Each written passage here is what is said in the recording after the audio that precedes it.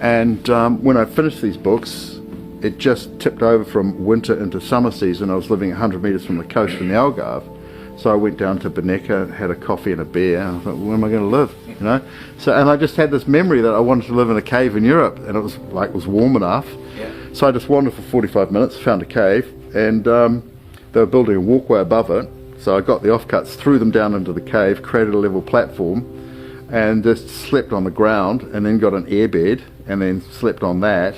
I was there for about 123 days, but because of giant waves coming up, hitting the 40-foot cliff face and going up another 50 feet, I didn't sleep there the entire time, so I slept there 100 days. And then I found out that Sir Walter Raleigh had also been to that cave, and that he had drawn it, he'd sat in the cave and drawn the lion-shaped rock with Noah's Ark on top of it. I'm sitting in this cave, before I knew this, I'm sitting in this cave and I'm looking at this rock, and then a replica of Sir Walter Raleigh's ship goes past, and I capture a photo of it sitting on top of the lion's head, you know.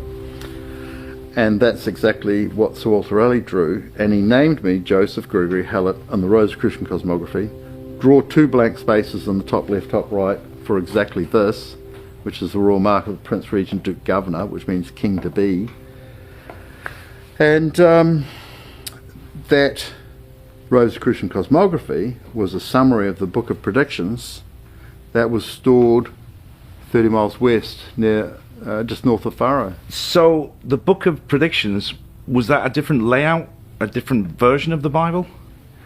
Because Jesus, who held the title Christ, right, Christ is a title, because Jesus, who held the title Christ, he represented the end times New Age in his time, like kind of from the Old Testament to the New Testament.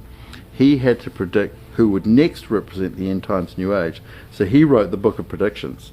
Sir Walter Raleigh could speak and write in 6 languages. He got that during the Cadiz Faro raids, collecting books for the Oxford Library. And he kept that Book of Predictions to himself, interpreted it, and he said, go 30 miles west to an arch in the rock, it's 27 feet high, go through there, find the cave, which had been struck by plasma arcs from another planet, and sketch it and write down these names, Joseph Gregory Hallett, and this is the next person to represent the end times New Age.